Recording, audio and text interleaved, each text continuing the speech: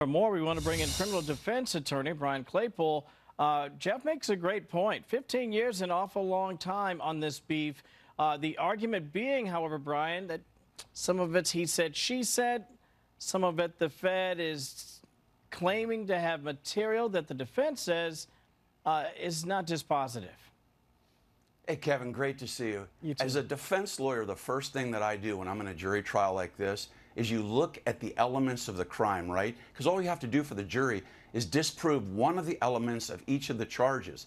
Let's start with this racketeering, Kevin. It's basically the prosecutors have to prove what's called a criminal enterprise, meaning that P. Diddy had bad boy records and used that company, for example, to recruit, coerce, abuse, and have sexual acts with women without their consent. Now, the problem with that charge, Kevin, is where are the cohorts? Conspiracy. It's a conspiracy, basically. You've got to prove that PD had an agreement with former employees, other executives, to carry out these sexual acts. There were no other defendants indicted, no former employees indicted. So how is the prosecution going to prove that? So that's a challenge for the prosecutors on the RICO charge, the racketeering. Then you look at sex trafficking, right? Most of us in this country, when we hear sex trafficking, we think of, you know, a young girl or a young woman that's kidnapped. She's kept for months. Nobody knows where she is. And she's forced to carry out sex acts for a profit, right?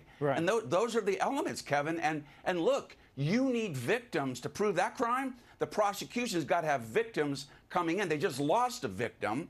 Victims got to come in and say, yes, I was coerced, I was exploited, I was manipulated and forced to carry out these sex acts for money. So these are not easy charges to prove, Kevin.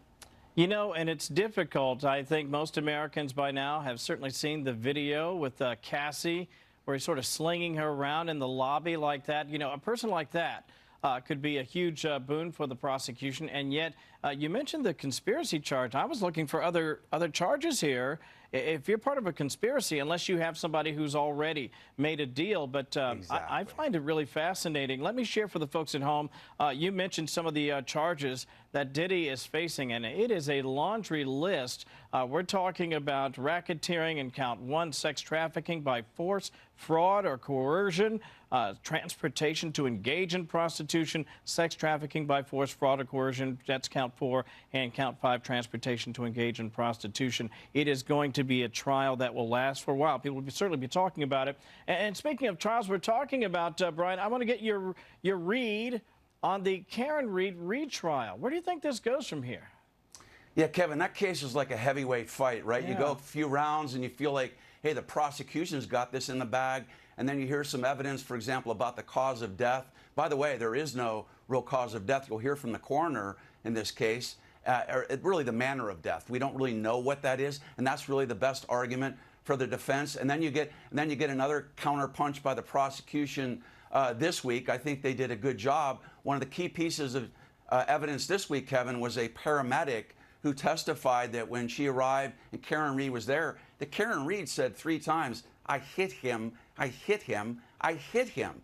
Now, if you're a prosecutor, that is your top piece of evidence, along with the broken taillight, right? If Karen Reed knows that she didn't hit O'Keefe, why is she saying she hit him? So that's the thing. And another thing, too, Kevin, the one thing that's bewildered me about this case for Karen Reed is from 1 a.m. to 6 a.m., right? She made a lot of phone calls to O'Keefe's phone, left a lot of messages. Some of them were very mean, right? But here's my point.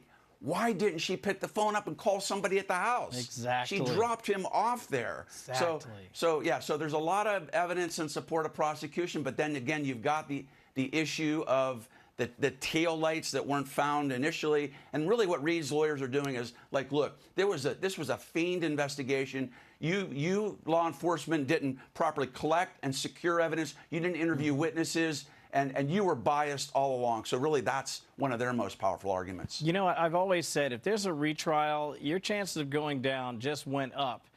This is the first time in a long time where I'm not so sure that old adage will apply, but we'll all find out together. Brian Claypool, thank you as always, my friend. The Natalie attired Brian Claypool, who is always so sharp. Thank you, brother. Appreciate that.